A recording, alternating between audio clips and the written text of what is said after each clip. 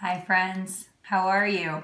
Miss Kiko here, and I have a fun lesson for you using these babies. Turn to someone next to you and tell them, what is this fruit or vegetable? That's right, it's a sweet potato. And this is one of my family's favorite vegetables.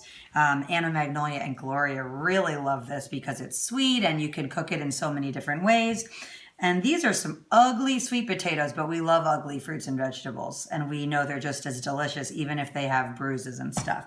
So today I'm going to be teaching you about these sweet potatoes, but I want to ask you one more question before we start.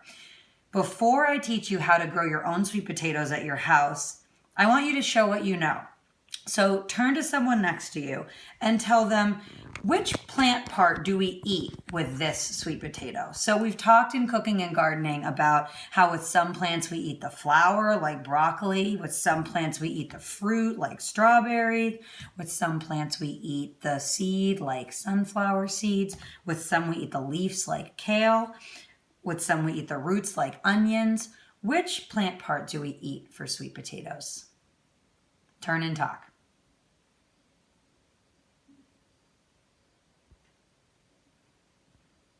So this was a trick question because actually we can eat two parts of the sweet potato.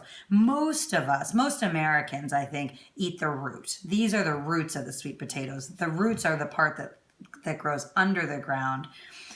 But my new favorite thing is the leaves. And so today when I show you how to make your own sweet potato slips, which are the beginnings of growing your sweet potatoes, you're going to find out how to grow the leaves in your garden, which you can cut and cook and eat before you even have your sweet potatoes that you're ready to harvest.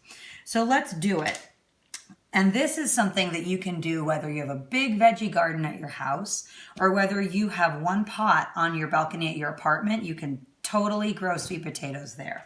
So all you need is one little sweet potato. And let's see, I'm going to choose this puniest one because this will do the trick. And what you're going to do is take your sweet potato and you're going to just chop it in half. So you can hold your sweet potato like this, or you can use your bear claw like we practice at school. Hold your sweet potato and chop it into two halves. This is all you need, and then a simple container. So I have two choices here because I didn't know exactly how big my sweet potatoes would be. Any shallow container, bowl, or even a plate that has an edge to it will work. You need to submerge the sweet potatoes into the container. You know what, I'm going to do it in this one just so there's a little bit more space. Place the sweet potatoes flat side down in your container and then pour enough water so that it comes up about a ½ inch on your sweet potatoes. Now what you're going to do is you're going to be a detective, as usual in cooking and gardening this year, and you're going to be checking these sweet potatoes every day to find slips. Slips are like the little seedlings that are going to grow out of the eyes of sweet potatoes, just like all potatoes have little marks called eyes, and they're going to be green and leafy, and those slips will eventually be what you plant. Let me show you what that's going to look like. In your Google Doc, you have this graphic, and it has the steps of what you'll do once your sweet potato slips come out. So you'll see that the slips will look like little vines, and they might take about a month for them to pop out of your sweet potatoes. You want this to be stored somewhere warm in the meantime while you're checking them for the slips. Once you do that, you'll eventually pluck the slips off of the sweet potatoes.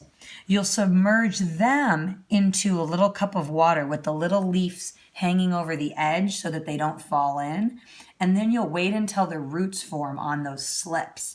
That's when you'll know you're ready to plant them at your house. So all of the steps are on the Google Doc that I sent you. So your family has that for you. And I even showed a video about what to do when you plant them and how to harvest them. This is something that I think will keep you busy all spring and summer because it's the perfect thing to do in spring, and then your sweet potatoes will have the summer and the fall to grow leaves and grow the roots that you can eventually harvest.